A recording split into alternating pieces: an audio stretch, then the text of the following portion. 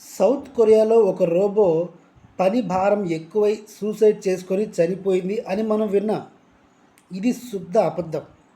ఇది ఎలా అబద్ధమైంది, ఎలా నిజమని అనుకున్నారు? దాని గురించి ఈ వీడియో. నిజంగా రోబోలు ఆత్మహత్య చేసుకోవు. ఎందుకంటే ఇవి హ్యూమనాయిడ్ రోబోస్ కాదు, ఆండ్రాయిడ్ రోబోస్ అంటారు. హ్యూమనాయిడ్ రోబోస్ అంటే వాటికి ఫీలింగ్స్ ఉంటాయి. మనిషిలాగే చూసి ఏదైనా పట్టుకొని స్మెల్ చూడగలిగేటంత శక్తి ఉంటుంది. వాటిని సూపర్ ఏఐ రోబోస్ అంటారు.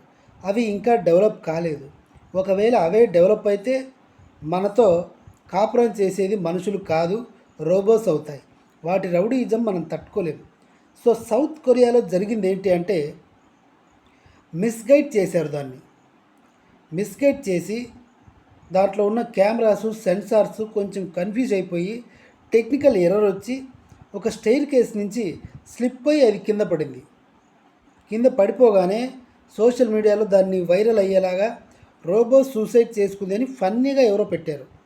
నాలాంటి శాంతి కపోతమో మీలాంటి శాంతి కపోతమో రోబో సూసైడ్ చేసుకుంది అని పెట్టారు. రోబో ఎలా సూసైడ్ చేసుకుంటుంది? దాంట్లో మెకానిజం ఉంది.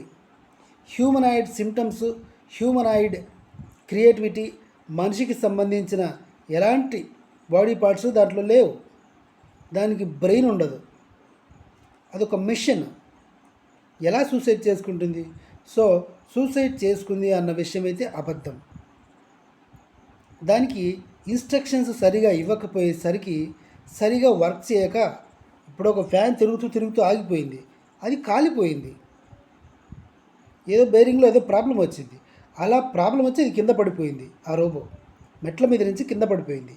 అంతే తప్ప సూసైడ్ చేసుకోలేదు.